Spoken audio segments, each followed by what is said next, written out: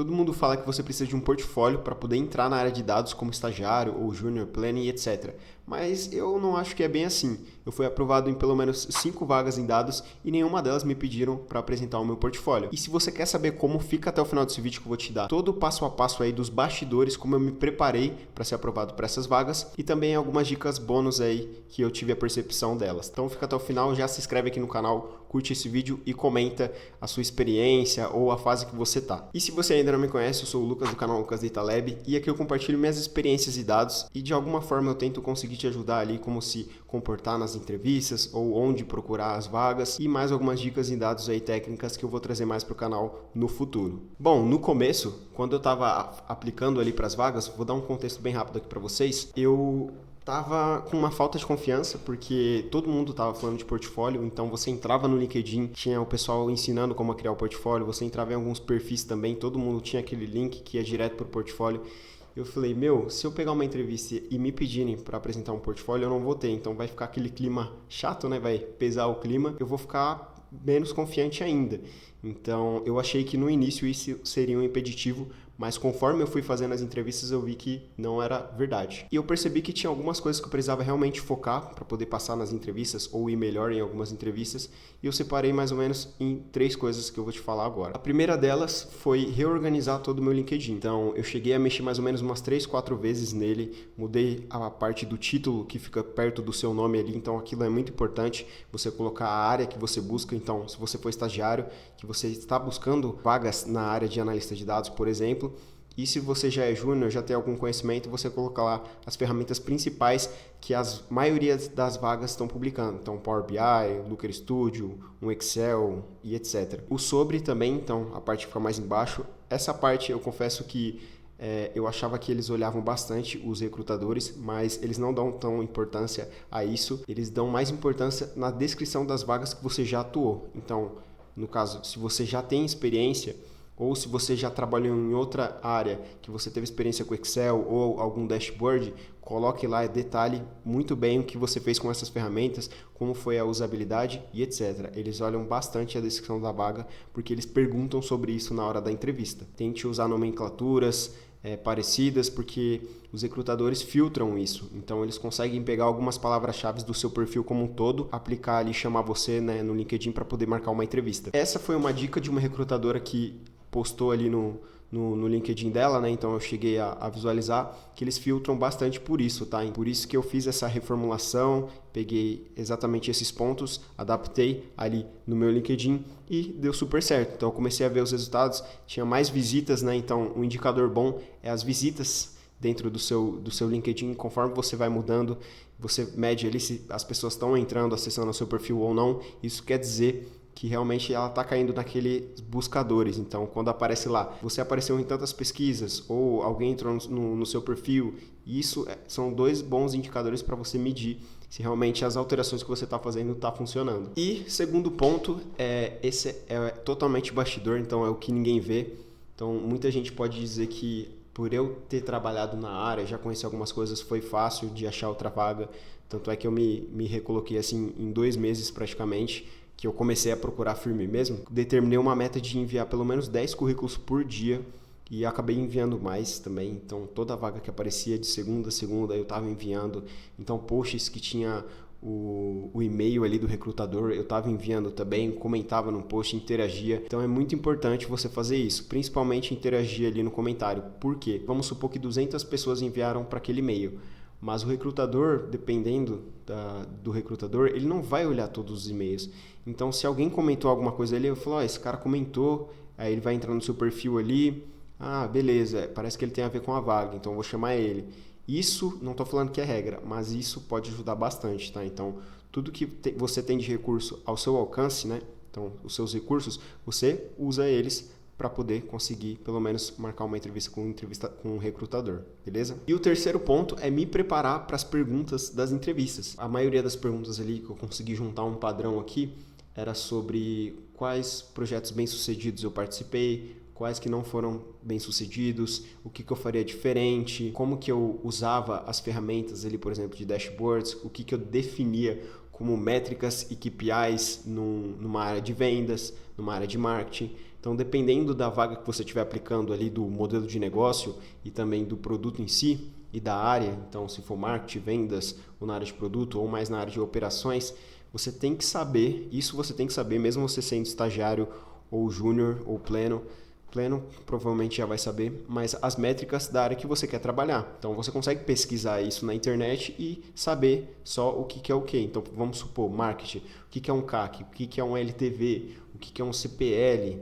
então o que é uma conversão, o que é um MQL. Então essas coisas você consegue pesquisar e entender o que é sem precisar ter trabalhado. Então você vindo com essa bagagem, e eles perguntarem, principalmente se você for se candidatar numa vaga júnior, eles vão perguntar bastante isso, tá? E para o estagiário isso vai ser um plus, então quando você estiver fazendo entrevista, você pode também comunicar que você tem noções dessas métricas, então você sabe fazer algumas coisas e isso vai te ajudar bastante. Fazendo um fechamento aqui, uma conclusão, eu não estou falando que o portfólio é ruim, pelo contrário, o portfólio é muito bom, tanto é que eu estou em busca do meu, eu estou construindo ainda, entendendo o que eu quero fazer no meu portfólio, realmente o que eu quero apresentar, porém eu divido ele em duas partes. Primeiro, o portfólio para vagas e o portfólio pessoal. Por que isso? Porque na minha opinião, se eu vou mostrar um portfólio para um recrutador de uma vaga, tem que ser um portfólio que tenha a ver com a vaga. Então vamos supor que eu faça um portfólio de marketing, mas eu estou entrando numa área de produto. Vai ser legal do recrutador ver? Vai, mas não é isso não vai conectar com a vaga. E eu já tive esse feedback também em uma das entrevistas que eu fiz, que o recrutador me deu uma dica para não apresentar projetos que não têm muito a ver com a vaga.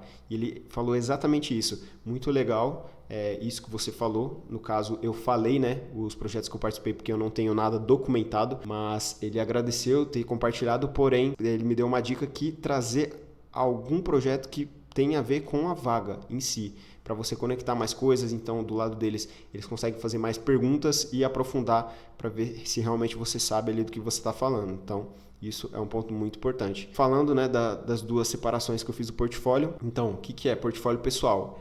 É aquele que você constrói para poder adquirir conhecimento e fortalecer os seus conhecimentos.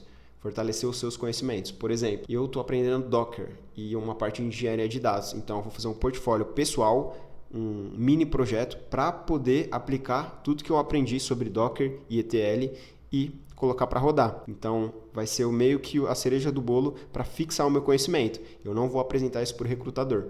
Agora, portfólio para vagas, então você já tem um segmento que você quer atuar, por exemplo, um mercado, uma indústria, etc. Então você já pensa em fazer portfólios nesse sentido. Sou da área de finanças, então faz um portfólio voltado a finanças, porque você vai estar se candidatando a vagas de finanças. Então, quando você estiver apresentando um portfólio sobre isso, vai conectar tudo e eles vão conseguir perguntar, vão conseguir entender realmente que você já atuou na área, você fez um portfólio parecido que aproxima do exemplo do cenário que você vai fazer na empresa. Isso vai ser muito bom para você. Pensa mais ou menos nessa ideia que eu estou te passando aqui, que eu acho que é muito importante. Uma outra dica também, que foi mais percepção minha, seja agradável. Pois não basta ser só técnico. Você pode ser um cara que sabe muito de Python, muito das ferramentas de Power BI, etc. Mas você é uma pessoa fechada. Você tem aquela expressão que não parece que não é simpático ou algo do tipo. Não que você precise ser, mas pelo menos nas entrevistas venha com uma cara mais alegre, assim, mais viva, para você responder as perguntas ali. Então tem principalmente em fit culturais, que tem ali com o pessoal da RH, eles analisam bastante isso, comportamento. Tinha outros profissionais bem mais avançados que eu na entrevista em si, porém não tinha muito essa conexão assim de pessoas, sabe? Isso conta para você ver. Isso não está na descrição da vaga, mas eles vão analisar bastante assim o seu perfil. Então, às vezes você sabe aquela vaga que você não foi aprovado, você tem tudo, mas você não foi aprovado? Então, pode ser que seja isso ou pode ser que seja outras coisas também. Mas você tendo conhecimento disso, você consegue se portar melhor na hora que você estiver fazendo as entrevistas ali, entende? Mais ou menos essa ideia. Falando também, dando uma outra dica aqui, portfólios para estagiários vale muito a pena, Na época eu não fiz isso, então eu consegui sem o portfólio mesmo. Na verdade, todas as vagas que eu entrei em dados foi sem portfólio, mas como está sendo mais cobrado, está sendo mais competitivo, são muitas pessoas ao mesmo tempo enviando para a mesma vaga.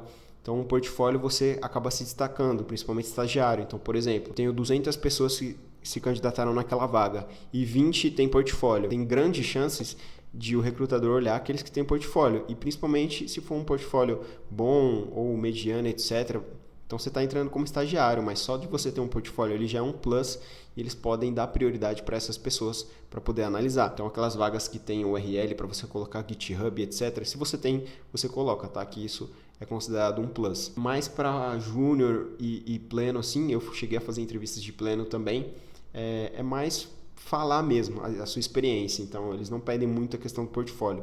Eles vão ter um case técnico para poder te avaliar tecnicamente, então o portfólio em si que você tem não necessariamente já é uma garantia que você vai passar na vaga, pelo contrário. Tem muitos portfólios que eu entrei ali em algumas pessoas do LinkedIn, eles são muito parecidos, porque talvez estão fazendo o mesmo curso e aí fica aqueles dashboards bem genéricos e parecidos uns com os outros. Quando você for fazer um portfólio, tente não copiar de um curso, por exemplo. Então faça algo seu, pegue um dataset diferente. Então mesmo que leve tempo, leve um trabalho, vai ser uma coisa sua e você vai conseguir explicar aquilo de cabo a rabo. Vai diferenciar também de outros portfólios. Senão você pega 10 pessoas que fizeram o mesmo curso, tem o mesmo portfólio ali, o mesmo dashboard dentro do projeto. Então ficou uma coisa chata assim. E vagas mais experientes eles vão pedir para você explicar, para você falar. Vai ser na hora assim, você não vai apresentar slide nada. Então eles vão perguntando e você vai respondendo. É um bate-pronto, entendeu? E bom, se você ficou até o final do vídeo, se inscreve aí no canal, dá aquela força pra gente. A gente está conseguindo aumentar aí os inscritos. Curte também, comenta. Eu gosto bastante quando vocês comentam, colocam as suas experiências, compartilha conhecimento aí, tá super legal. Então é isso, rapaziada. Obrigado por assistir até aqui. Falou pra vocês e até o próximo vídeo. Fui!